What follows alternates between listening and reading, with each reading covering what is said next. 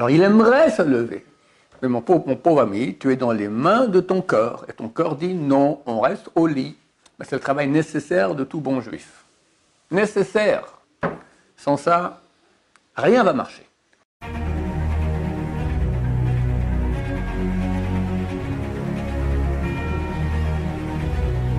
Ce jour est dédié pour la Refoua Shlema de Yosef Ben Victoria Be'ezrat Hashem. La question de Yoël.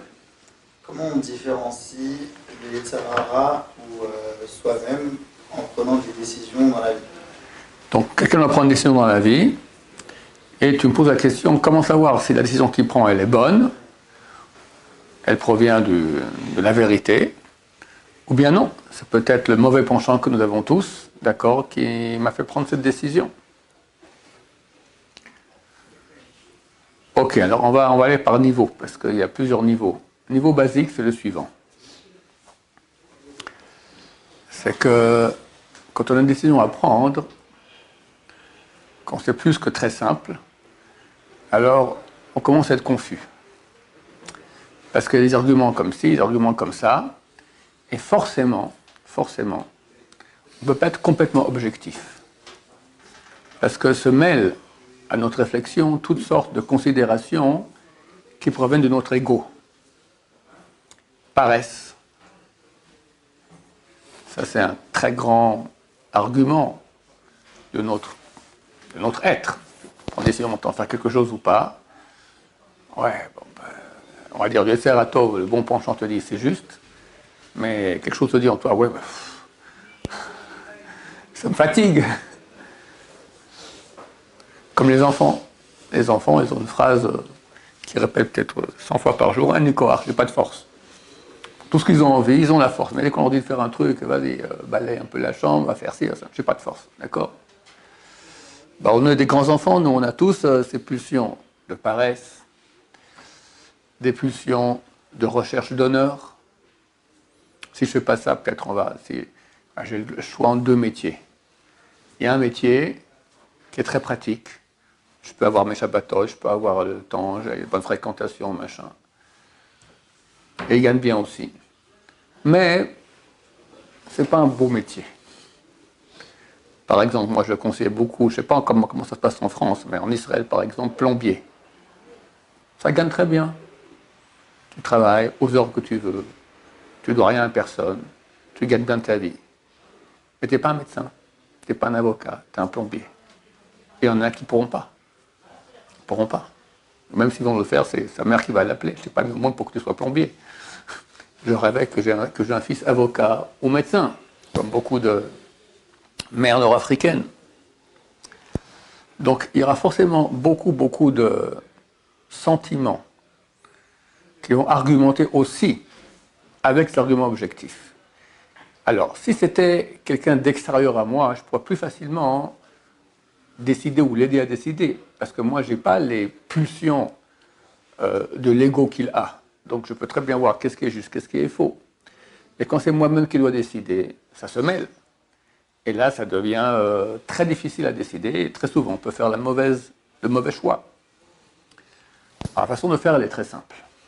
Il faut prendre une feuille et mettre des arguments pour et contre. Mais on met des arguments objectifs. Ça c'est bien, ça c'est pas bien, ça c'est bien, ça c'est pas bien, c'est pas bien. Et à la fin, on fait les totaux. Et assez rapidement, on verra quelle est la bonne solution, mauvais ou bon. Et quand on verra que, par exemple, on arrive à une conclusion, voilà, c'est bien, il y a ça, oui, c'est bien, il faut faire cette chose-là. Tout de suite, on va entendre d'autres arguments qui vont commencer par oui, mais. Oui, mais. Et tous les mais qui vont être dits, ce ne sont pas des mais objectifs, parce que s'ils étaient des mais objectifs, on les aurait déjà mis dans la feuille, des arguments. Ce sont des mais subjectifs qui proviennent de mon mauvais penchant. Ça me fatigue. Qu'est-ce que les gens vont dire? J'ai pas la force pour ça. Ça ne me donne pas assez d'honneur, ou c'est honteux, toutes sortes de choses qui sont tout à fait hors circuit, c'est pas ça qui compte. Mais ça existe.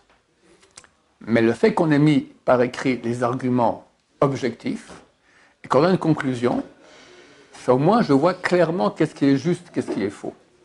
Après, je n'ai pas annulé mon Yetzer Hara à cause de cela. Je l'ai défini. Lorsqu'il y a une argumentation de mon mauvais penchant qui va me dire « Ouais, mais c'est fatigant. Ouais, ça ne me dit pas, ça me saoule, etc. » D'accord? Je saurais que ça provient du Yetzer Hara. Parce que du point de vue objectif, j'ai fait l'analyse et j'en reviens à une conclusion. Le oui, mais, ça veut dire quoi oui, mais? Ça veut rien dire. Tu dis oui, alors c'est oui. Pourquoi tu dis un mais? S'il y a un mais intelligent, on l'aurait mis déjà, d'accord? C'est forcément un mais idiot. C'est-à-dire un mais qui provient des sentiments égaux, de l'ego. L'ego qui est la pire invention au monde. D'accord? Qui tue tout le monde. Je parle de l'ego animal. On a deux âmes. On a une âme divine et une âme animale. L'ego divin, il est fantastique. Un être humain qui veut, sa partie divine veut se rapprocher de Dieu, veut faire le bien. Il aime Dieu, il veut réussir dans la spiritualité. Ça, c'est très positif. Mais on est NAIT sans cela. Quand on naît, on va naître avec que la partie de l'ego animal. Tu vois un enfant? Il y avait un pauvre type qui s'appelait Jean-Jacques Rousseau, qui vient de ma ville natale, Genève, qui a dit que l'homme naît parfait, NAIT parfait, mais la société va le gâter, et non exactement le contraire. Que l'homme va naître entièrement mauvais. C'est qu'un morceau d'ego, un enfant. Et si on ne l'éduque pas, ben, il y en a comme ça, hélas, ils deviennent des adultes invivables. Invivables. Ils vont un peu s'écraser pour faire des doux sourires à leur fiancée, les faire tomber dans le panneau, puis après, c'est terrible. Elle va souffrir toute sa vie d'un mari qui n'est pas, c'est pas un être humain, c'est un type qui pense qu'à lui. Animal, égoïste, coléreux, méchant, cruel, mesquin, tout ce que tu veux. Toutes les bonnes qualités du monde, il les a. Ça, c'est un enfant qui n'a pas été éduqué. Alors, l'éducation, c'est pas simplement arrêter de mettre les doigts dans le nez et manger avec une fourchette et un couteau, c'est arriver à s'écraser. D'où d'ailleurs le grand avantage des familles orthodoxes, qui font beaucoup d'enfants. Quand il y a beaucoup d'enfants, forcément, chacun doit commencer à réduire son ego. Si tu es un enfant unique, ou vous êtes deux enfants dans une famille, ton ego, il est assez grand. Mais s'il y en a d'autres, ils prennent la place aussi. Donc tu es obligé de t'écraser. C'est une très bonne école, d'accord? Dieu a bien fait les choses. Que de façon naturelle, une famille normale, elle a 7 enfants, d'accord? C'est la moyenne à peu près de natalité dans une famille orthodoxe en Israël. C'est éducativement extrêmement positif, parce que la personne, elle peut moins développer son ego. Elle aura aussi un ego, mais moins. La famille fait pression, les enfants, les frères et sœurs, les savates, etc. Eux-mêmes, entre eux, d'accord, il y aura même des bagarres, des choses, mais si un type, il n'a pas quelqu'un qui se confronte à lui, ben, il est là, puis un beau jour, il se marie, il dit, mon cher ami, maintenant tu dois t'écraser. Mais il ne peut pas, c'est impossible. Tu vois, aujourd'hui, qu'il y a tellement de problèmes de Shombaï, c'est essentiellement dû à cela. Que les gens ont un ego tout à fait disproportionné et ne peuvent pas accepter de l'écraser. Les deux, hein. L'homme et la femme ne sont pas différents. Mais il semblerait que l'homme a quand même un ego pire que la femme. L'homme, il est dans l'ego. Tu comprends, la femme, dans sa nature, elle est plus... si elle aime son mari et tout ça, elle est plus... je ne sais pas le mot en français, mournat. Elle est plus subordonnée. Elle veut servir un mari qu'elle aime et qu'elle admire. Un homme, c'est un maître, de façon naturelle. Maintenant, si c'est un homme bien, il sera un bon maître. Ça veut dire quoi? C'est un type qui va s'écraser pour le désir de sa femme. D'accord? Elle veut aller à la montagne et lui veut aller à la mer, on ira à la montagne. Il veut voir ses parents, elle veut voir ses parents à elle, on va voir ses parents à elle. Ça, c'est un bon maître. Tu comprends? Dans un couple idéal, chacun va essayer de s'écraser pour faire le désir de l'autre. C'est très beau, ça. Et ça crée d'abord un couple de bonheur. Et faites pas de bonheur aussi grand que cela. Il y a des gens qui ont beaucoup d'argent, qui ont beaucoup de kavod. Ils ont tout ce qu'ils veulent. Mais à la maison, avec la femme, ça ne va pas. Ils n'ont rien. C'est malheureux comme tout. Ils sont dans une détresse terrible. Et il y en a qui n'ont pas l'argent, ils n'ont pas les honneurs, mais ils ont un bonheur à la maison. Mais c'est fantastique, il rentre à la maison le soir, il est aimé par sa femme, même sa femme, ils s'entendent, ils sont heureux, ils sont contents. Il y a tout, qu'est-ce qui lui manque? Et les enfants qui voient cela, eh ben, ils ont tout aussi. Un enfant qui voit des parents qui s'entendent et qui s'aiment et qui se respectent, qui n'entendent jamais un cri. Il y a des familles que je connais, les enfants n'ont jamais entendu un cri du père ou de la mère. Ils s'énervent, ben ils s'écrasent. Crier! Non, mais on n'est pas dans la jungle. Aujourd'hui, c'est pas crier, on espère qu'ils ne vont pas se boxer, ouais. Terrible. Tout ça à cause de l'ego. Alors, c'est une petite parenthèse pour expliquer que l'ego, dans nos décisions, il se mêle beaucoup. Un moyen de ne pas le neutraliser, mais de l'identifier. C'est comme j'ai dit, tu vas écrire tous les arguments objectifs. Et à la fin, tu as une conclusion. Et là, directement, l'ego, il va sauter. Hey, oui, mais... Quoi, tu as dit oui, alors tais-toi, tu as dit oui. Pourquoi tu dis oui? Que tu reconnaisses que c'est vrai. Mais, ok, ce même ne m'intéresse pas. Et celui qui va réussir à ce moment à non seulement identifier, mais neutraliser son mauvais penchant, ça, c'est un tzaddik. C'est écrit que les tzaddikim, leur cœur est dans leurs mains. Et les Rechaïm, leur cœur dans leurs mains, et les Rechaïm, ils sont dans les mains de leur cœur. Le cœur, c'est la partie animale, c'est l'ego, d'accord?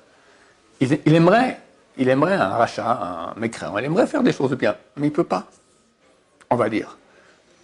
Prenons un exemple très, très quotidien, d'accord? Arriver à l'heure à la prière le matin.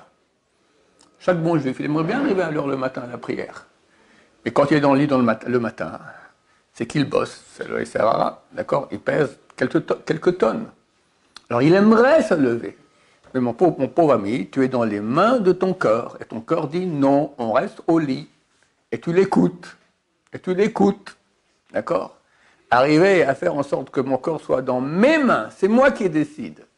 C'est un travail d'une vie. Mais c'est le travail nécessaire de tout bon juif. Nécessaire. Sans ça, rien ne va marcher. Le couple, on n'en parle pas, mais au travail non plus. Tout ça, il sera haï, ce type-là. Haï! Parce que qui dirige la personne, cette personne-là? Une partie animale. Les animaux, entre eux, ils font la guerre. Ils ne s'aiment pas, c'est terrible. Il n'y a rien de plus agréable de voir quelqu'un de humble. Parce qu'il maîtrise son ego, il ne se prend pour rien. Il est aimé par tout le monde. Il aime tout le monde. Il est content avec tout le monde, il parle avec tout le monde, il est sympa. C'est des choses, c'est des gens aimés. Ça provient ou de façon naturelle, ou d'un travail que la personne a commencé à limiter son ego. Et c'est un travail d'une vie entière. D'une vie entière. Bon, ça c'est le moyen basique pour déjà arriver à prendre les bonnes décisions. Ensuite, des fois, il se peut que dans l'argumentation objective aussi, on a des doutes. On ne sait pas qu'est-ce qui est préférable, ça, ou des fois il y a des dangers. On ne sait pas très bien évaluer le danger. D'accord? Quelqu'un maintenant, il a rencontré une jeune fille, ou une jeune fille a rencontré un garçon. Ils se plaisent, mais il y a des questions. On voit un problème, comme ci, comme ça. Est-ce que c'est un problème essentiel ou tout à fait accessoire? Et quelqu'un qui n'a pas d'expérience, il peut inverser. Il a vu un truc qui ne va pas, il dit j'arrête. Alors que c'est dommage que ce n'est vraiment pas une bonne raison. Et il verra un problème qui est vraiment essentiel, il dit non, ça c'est rien. Puis en fait, c'est un vrai problème très grave, tu comprends? Donc ça vaut la peine.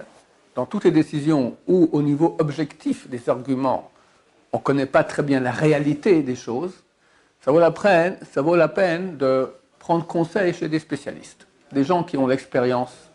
Et ça, on appelle ça les sages d'Israël. Alors, il y a toutes sortes de niveaux. Un niveau super basique. Alors ici, nous, pour les trucs basiques à l'Yeshiva, on a de l'expérience. On peut aider des gens qui ont des questions. Mais des fois, c'est beaucoup plus calé. On va des rabbins plus grands. C'est juste qu'on arrive aux grands de la génération qui, eux, sont aidés par Hachem. Les grands de la génération, j'ai mon voisin qui était très proche du Rav Chaim Kanievski.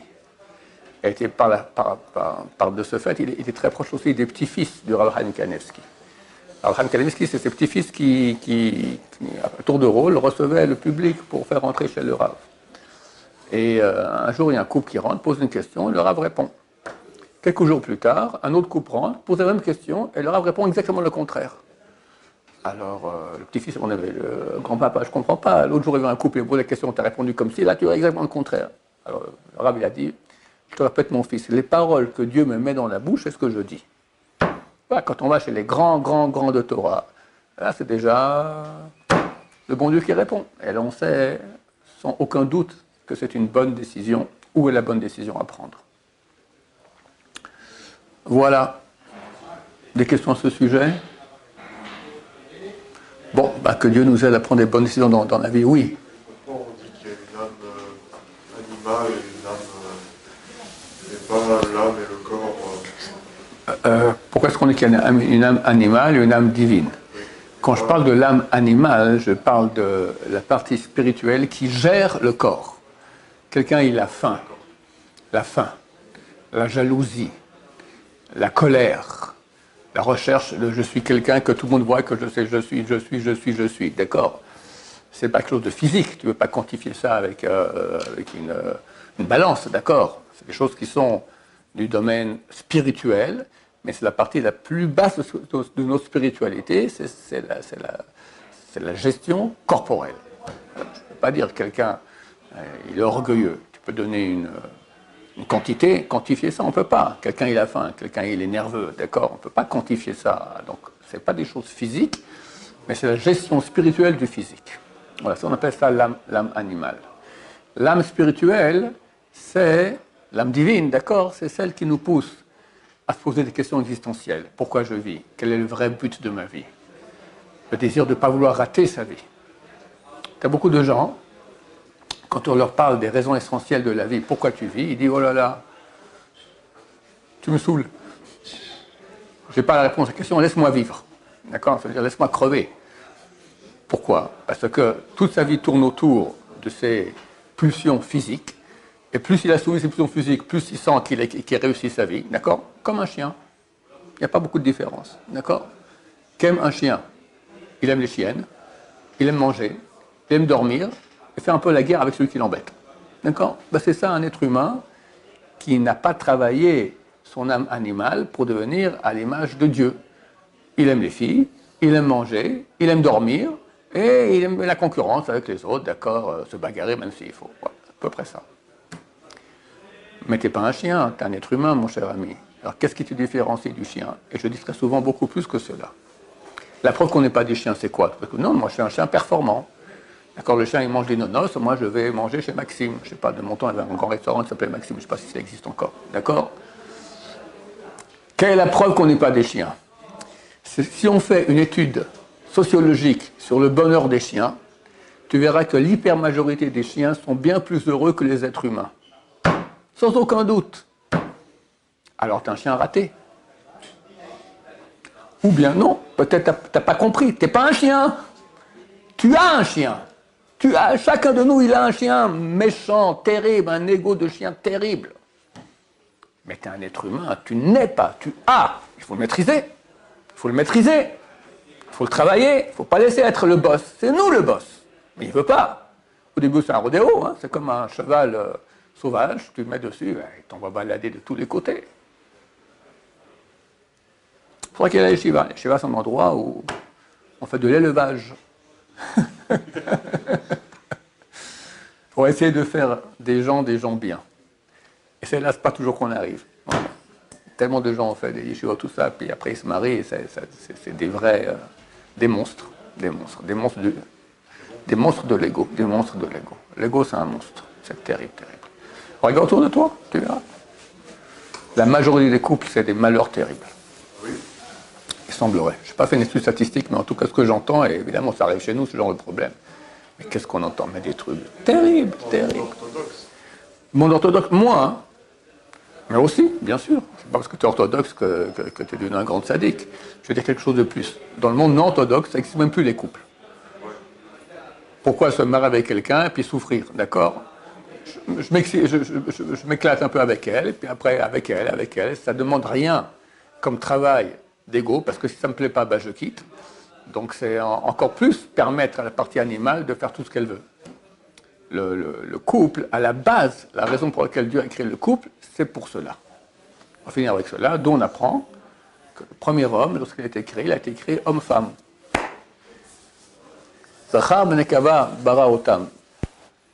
Mâle et femelle, il les a créés. Il a créé un être humain qui avait les deux en lui. Après, la Torah dit que Dieu dit Lotov heyot Adam levado. Ce n'est pas bon que l'homme soit seul. Et c'est lo ezer kenegdo. Je vais faire une aide en face de lui. Et il fait une opération chirurgicale, sépare hommes et femmes. Pourquoi ce n'est pas bien? C'est très très bien. Il n'y a jamais eu des problèmes de shalom bayit entre la partie féminine et masculine du même homme-femme. Ils s'entendaient à merveille. Comme mon bras droit ne va pas taper mon bras gauche. D'accord? Ça n'existe pas un truc pareil. Alors pourquoi Dieu dit c'est pas bien, on va les séparer? Réponse, tu ne pourras jamais être bien. Parce que tu es bien avec toi-même. Quelqu'un vient et te dit aide-moi. Pourquoi tu viens me voir à moi? Il y a 8 milliards d'habitants. On va voir quelqu'un d'autre. Tu peux rester quelqu'un de mauvais. Dieu veut nous enseigner à devenir bien.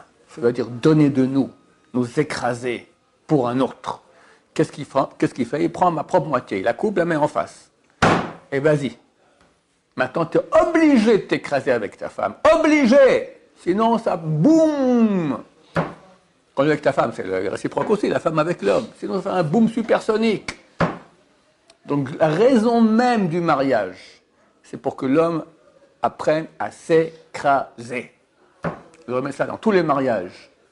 Bienvenue à l'école d'écrasement. D'accord, que les gens comprennent pourquoi ils se marient. Alors Dieu a fait qu'on s'aime bien, on est attirés, machin. Ouais, ben c'est le cinéma. On leur fait sa mère, on danse pour eux, pour camoufler un peu qu'est-ce qui les attend. Si